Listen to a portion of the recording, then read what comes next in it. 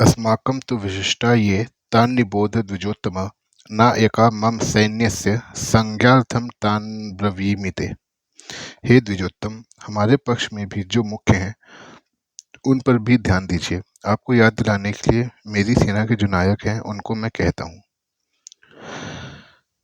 अस्माकं तु विशिष्टा ये तान्निबोध द्विजोत्तम। दुर्योधन द्रोणाचार्य से कहता है, हे द्विज श्रेष्ठ, जैसे पांडवों की सेना में श्रेष्ठ महारथी हैं, ऐसे ही हमारी सेना में भी उनसे कम विशेषता वाले महारथी नहीं हैं। प्रत्युत उनकी सेना के महारथियों की अपेक्षा ज्यादा ही विशेषता रखने वाले हैं।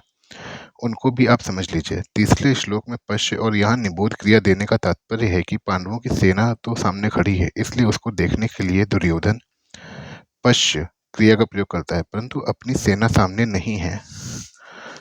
अर्थात अपनी सेना की तरफ द्रोणाचार्य की पीठ है, इसलिए उसको देखने की बात न कहकर उस पर ध्यान देने के लिए दुर्योधन निबोध क्रिया का प्रयोग करता है। नायका मम सैन्यस्य संग्रहार्थम तान ब्रवीमिते। मेरी सेना में जो भी विशिष्ट विशिष्ट सेनापति हैं, सेना नायक हैं, महारथी हैं, मैं उनके नाम केवल आपको याद दिलाने के लिए, आपकी दृष्टि उधर खींचने के लिए ही कह रहा हूँ। संज्ञार्थम पद का तात्पर्य है कि हमारे बहुत से सेना नायक हैं, उनके नाम मैं कहाँ तक कहूँ, इसलिए मैं उनका केवल संकेत मात्र करता हूँ, क्योंकि आप तो सबको जानते ही हैं। इस श्लोक में दुर्योधन का ऐसा भाव प्रतीत होता है कि हमारा पक्ष किसी भी तरह कमजोर नहीं है, परंतु राजनीति के अनुसार शत्रु पक्ष चाहे जितना भी कमजोर हो और अपना पक्ष चाहे जितना ही सबल हो, ऐसी अवस्था में भी शत्रु पक्ष को कमजोर नहीं समझना चाहिए और अपने में उपेक्षा, उदासीनता आदि की भावना किंचन मात्र भी नहीं आने देनी चाहिए। इसलिए सावधानी के लिए मैंने उनकी सेना की बात कही और अब अपनी सेना की बात कहता हूँ। दूसरा भाव यह है कि पांडवों की सेना को देखकर दुर्योधन पर बड़ा प्रभाव पड़ा और उसके मन में कुछ भय भी हुआ, कारण कि संख्या में कम होते हुए भी पांडव सेना के पक्ष में बहुत से धर्मात्मा पुरुष थे और स्वयं भगवान थे। जिस पक्ष में धर्म और भगवान रहते हैं उसका सब पर बड़ा प्रभाव पड़ता है। पापी से पापी, दुष्ट से दुष्ट व्यक्ति पर भी उसका प्रभाव पड़ता है। इतना ही नहीं, पशु पक्षी, वृक्ष लता आदि पर भी उसका प्रभाव पड़ता है, कारण कि धर्म और भगवान नित्य हैं। कितनी ही ऊंची से ऊंची भौतिक शक्तियां क्यों न हो, है वे सभी अनित्य ही। इसलिए दुर्योधन पांडव सेना का बड़ा असर पड़ा, परंतु उसके भीतर भौतिक बल का विश्वास मुख्य होने से वह द्रोणाचार्य को विश्वास दिलाने के लिए कहता है कि हमारे पक्ष में जितनी विशेषता है उतनी पांडवों की सेना में नहीं है, अतः हम उन पर सहज ही विजय कर सकते हैं। भवान भीष्मश्च कर्णश्च कृपश्च समितिञ्जयः अश्वत्थामा विकर्णश्च सौमदत्तिस्तथैव च। आप और पितामह भीष्म तथा कर्ण और संग्राम विजयी कृपाचार्य तथा वैसे ही अश्वत्थामा, विकर्ण और सोमदत्त का पुत्र भूरिश्रवा। भवान भीष्मश्च, आप और पितामह भीष्म दोनों ही बहुत विशेष पुरुष हैं। आप दोनों के समकक्ष संसार में तीसरा कोई भी नहीं। अगर आप दोनों में से कोई भी अपनी पूरी शक्ति लगाकर युद्ध करे तो देवता, यक्ष, राक्षस, मनुष्य आदि में ऐसा कोई भी नहीं है जो कि आपके सामने टिक सके। आप दोनों के पराक्रम की बात जगत में प्रसिद्ध ही है। पितामह भीष्म तो आबाल ब्रह्मचारी हैं और इच्छा मृत्यु हैं, अर्थात उनकी इच्छा के बिना उन्हें कोई मार ही नहीं सकता। महाभारत युद्ध में द्रोणाचार्य धृष्टद्युम्न के द्वारा मारे गए और पितामह भीष्म ने अपनी इच्छा से ही सूर्य के उत्तरायण होने पर अपने प्राणों का त्याग कर दिया। कर्णश्च, कर्ण तो बहुत ही शूरवीर है। मुझे तो ऐसा विश्वास है कि वह अकेला ही पांडव सेना पर विजय प्राप्त कर सकता है। उसके सामने अर्जुन भी कुछ नहीं कर सकता। ऐसा वह कर्ण भी हमारे पक्ष में है। कर्ण महाभारत के युद्ध में अर्जुन के द्वारा मारे गए। कृपश्च समितिञ्जयः, कृपाचार्य की तो बात ही क्या है, वे तो चिरंजीवी हैं, हमारे परम हितैषी हैं और संपूर्ण पांडव सेना पर विजय प्राप्त कर सकते हैं। यद्यपि यहाँ द्रोणाचार्य और भीष्म के बाद ही दुर्योधन को कृपाचार्य का नाम लेना चाहिए था, परंतु दुर्योधन को कर्ण पर जितना विश्वास था उतना कृपाचार्य पर नहीं था, इसलिए कर्ण का नाम तो भीतर से बीच में ही निकल पड़ा। द्रोणाचार्य और भीष्म कहीं कृपाचार्य का अपमान न समझ लें, इसलिए दुर्योधन कृपाचार्य को संग्राम विजय विशेषण देकर उनको प्रसन्न करना चाहता है। अश्वत्थामा ये भी चिरंजीवी हैं और आपके ही पुत्र हैं। ये बड़े ही शूरवीर हैं। इन्होंने आपसे ही अस्त्र शस्त्र की विद्या सीखी है। अस्त्र शस्त्र की कला में ये बड़े चतुर हैं। विकर्णश्च सौमदत्तिस्तथैव च, आप यह न समझें कि केवल पांडव ही धर्मात्मा है। हमारे पक्ष में भी मेरा भाई विकर्ण बड़ा धर्मात्मा और शूरवीर है। ऐसे ही हमारे प्रति पितामह शांतनु के भाई बालीक के पौत्र तथा सोमदत्त के पुत्र भूरिश्रवा भी बड़े धर्मात्मा हैं। इन्होंने बड़ी बड़ी दक्षिणा वाले अनेक यज्ञ किए हैं। ये बड़े शूरवीर और महारथी हैं। युद्ध में विकर्ण भीम के द्वारा और भूरिश्रवा सात्यकी के द्वारा मारे गए।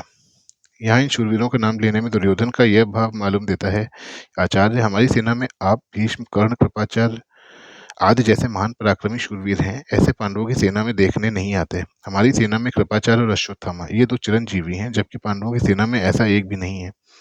हमारी सेना में धर्मात्माओं की भी कमी नहीं, इसलिए हमारे लिए डरने की कोई बात नहीं है। अन्ये च बहवः शूरा मदर्थे त्यक्त जीवितः नाना शस्त्र प्रहरणाः सर्वे युद्ध विशारदः।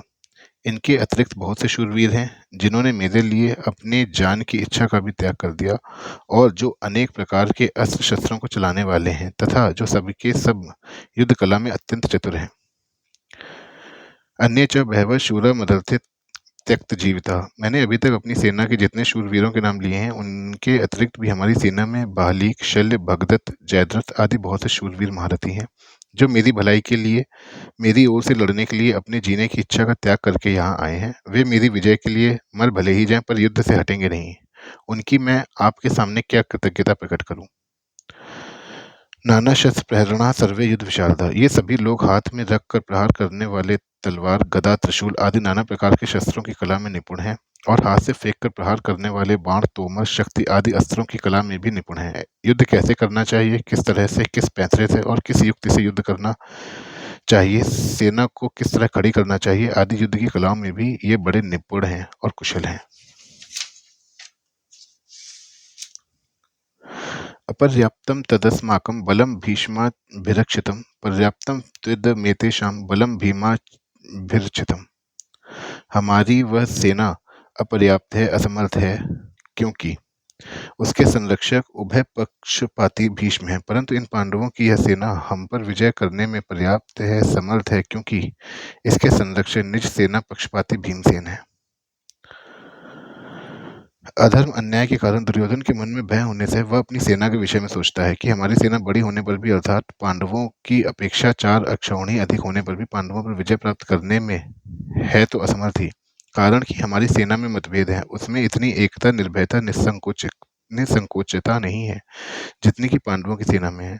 हमारी सेना के मुख्य संरक्षक पितामह भीष्म उभय पक्षपाती हैं, अर्थात उनके भीतर कौरव और पांडव दोनों सेनाओं का पक्ष है। वे कृष्ण के बड़े भक्त हैं, उनके हृदय में युधिष्ठिर का बड़ा आदर है, अर्जुन पर भी उनका बड़ा स्नेह है, इसलिए वे हमारे पक्ष में रहते हुए भी भीतर से पांडवों का भला चाहते हैं। वे ही भीष्म हमारी सेना के मुख्य सेनापति हैं। ऐसी दशा में हमारी सेना पांडवों के मुकाबले में कैसे समर्थ हो सकती है, नहीं हो सकती। पर्याप्तम त्विदमेतेषां बलम भीमाभिरक्षितम। परंतु यह जो पांडवों की सेना है, यह हमारे पर विजय करने में समर्थ है, कारण कि इसमें इनकी सेना में मतभेद नहीं है, प्रत्युत सभी एक मत होकर संगठित हैं। इनकी सेना का संरक्षक बलवान भीमसेन है, जो कि बचपन से ही मेरे को हराता आया है। वह अकेला ही मेरे सहित 100 भाइयों को मारने की प्रतिज्ञा कर चुका है, अर्थात यह हमारा नाश करने पर तुला हुआ है। इसका शरीर वज्र के समान मजबूत है, इसको मैंने जहर पिलाया था तो भी यह मरा नहीं। ऐसा यह भीमसेन पांडवों की सेना का संरक्षक है, इसलिए यह सेना वास्तव में समर्थ है, पूर्ण है। यहाँ एक शंका हो सकती है कि दुर्योधन ने अपनी सेना के संरक्षक के लिए भीष्म जी का नाम लिया, जो कि सेनापति के पद पर नियुक्त हैं, परंतु पांडव सेना के संरक्षक के लिए भीमसेन का नाम लिया, जो कि सेनापति नहीं है। इसका समाधान यह है कि दुर्योधन इस समय सेनापतियों की बात नहीं सोच रहा, किंतु दोनों सेनाओं की शक्ति के विषय में सोच रहा है कि किस सेना की शक्ति अधिक है। दुर्योधन पर आरंभ से ही भीमसेन की शक्ति का, बलवत्ता का अधिक प्रभाव पड़ा हुआ है, अतः वह पांडव सेना के संरक्षण के लिए भीमसेन का ही नाम लेता है। विशेष बात, अर्जुन कौरव सेना को देखकर किसी के पास न जाकर हाथ में धनुष उठाते हैं। गीता पहले अध्याय का 20वां श्लोक। पर दुर्योधन पांडव सेना को देखकर द्रोणाचार्य के पास जाता है और उनसे पांडवों के व्यूह रचना युक्त सेना को देखने के लिए कहता है। इससे सिद्ध होता है कि दुर्योधन के हृदय में भय बैठा हुआ है। भीतर में भय होने पर भी वह चालाकी से द्रोणाचार्य को प्रसन्न करना चाहता है, उनको पांडवों के विरुद्ध उकसाना चाहता है, कारण कि दुर्योधन के हृदय में अधर्म है, अन्याय है, पाप है। अन्यायी पापी व्यक्ति कभी निर्भय और सुख शांति से नहीं रह सकता, यह नियम है। परंतु अर्जुन के भीतर धर्म है, न्याय है, इसलिए अर्जुन के भीतर अपना स्वाद सिद्ध करने के लिए चालाकी नहीं है, भय नहीं है, किंतु उत्साह है, वीरता है। तभी तो वे वीरता में आकर सेना निरीक्षण करने के लिए भगवान को आज्ञा देते हैं कि हे अच्युत, दोनों सेनाओं के मध्य में मेरे रथ को खड़ा कर दीजिए। पहले अध्याय का 21वां श्लोक। इसका तात्पर्य है कि जिसके भीतर नाशवंत धन संपत्ति आदि का आश्रय है, आदर है, और जिसके भीतर अधर्म है, अन्याय है, दुर्भाव है, उसके भीतर वास्तविक बल नहीं होता, वह भीतर से खोखला होता है और वह कभी निर्भय नहीं होता। परंतु जिसके भीतर अपने धर्म का पालन है, भगवान का आश्रय है, वह कभी भयभीत नहीं होता, उसका बल सच्चा होता है, वह सदा निश्चिंत और निर्भय रहता है। अतः अपना कल्याण चाहने वाले साधकों को अधर्म, अन्याय का आदि का सर्वथा त्याग करके एकमात्र भगवान का आश्रय लेकर भगवत प्रीत्यर्थ अपने धर्म का अनुष्ठान करना चाहिए। भौतिक संपत्ति को महत्व देकर और संयोग जन्य सुख के प्रलोभन में फंसकर कभी अधर्म का आश्रय नहीं लेना चाहिए, क्योंकि इन दोनों से मनुष्य का कभी हित नहीं होता, प्रत्युत अहित ही होता है। परिशिष्ट भाव। अर्जुन ने अस्त्र शस्त्रों से सज्जित नारायणी सेना को छोड़कर निशस्त्र भगवान श्री कृष्ण को स्वीकार किया था और दुर्योधन ने भगवान को छोड़कर उनकी नारायणी सेना को स्वीकार किया था। तात्पर्य है कि अर्जुन की दृष्टि भगवान पर थी और दुर्योधन की दृष्टि वैभव पर थी। जिसकी दृष्टि भगवान पर होती है उसका हृदय बलवान होता है, क्योंकि भगवान का बल सच्चा है, परंतु जिसकी दृष्टि सांसारिक वैभव पर होती है उसका हृदय कमजोर होता है, क्योंकि संसार का बल कच्चा है।